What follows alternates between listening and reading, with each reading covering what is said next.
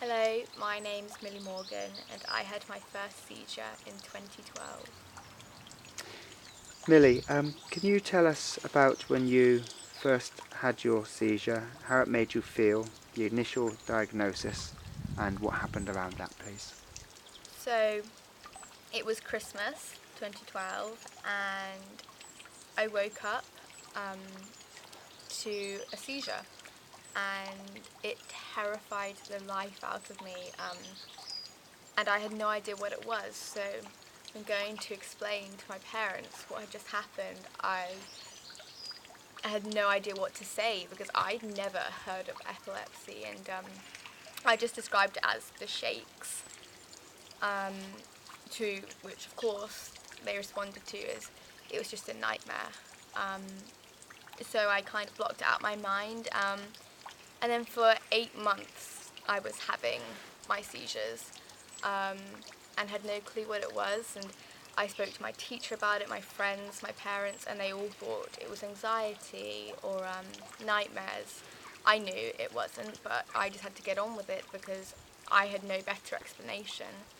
Um, and then it wasn't until August that my parents were in their room and they were still awake and they heard me have a seizure.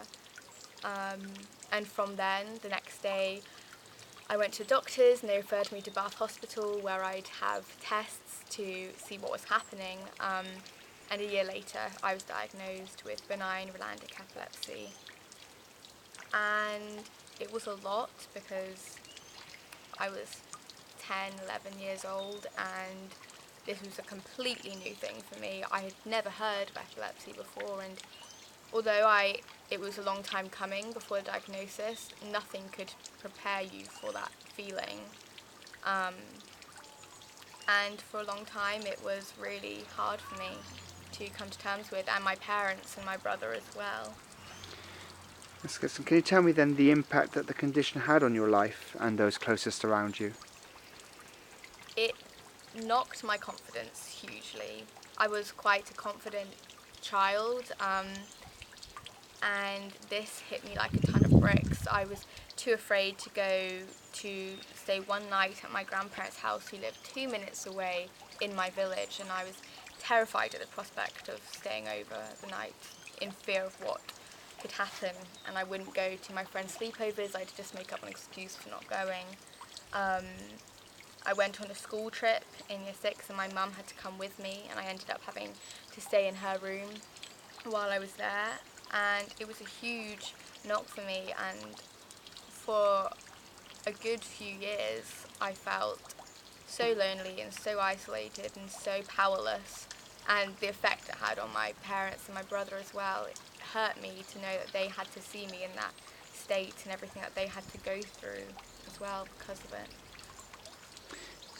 That's brilliant. So you're now seizure free, having medicated successfully. Can you tell us how it felt when you were first told that you were being signed off? I remember in that moment wishing that I had a time machine that could go back to when I was first diagnosed and I could tell myself that it would be okay and that it would be rubbish, but I'd come out the other side and I'd still have accomplished things and achieved things in my life, and it was all going to be fine. And I wish I could just tell myself that.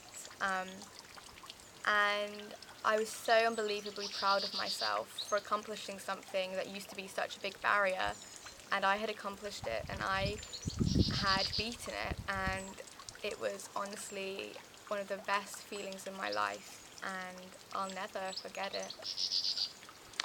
That's fantastic news. How would you like to help others in a similar position, Millie, and what would your message be to them today? I remember when it was me, I felt so lonely and so isolated because I didn't know anybody for a while who was going through something similar to me, so I had nobody really to talk to who would understand.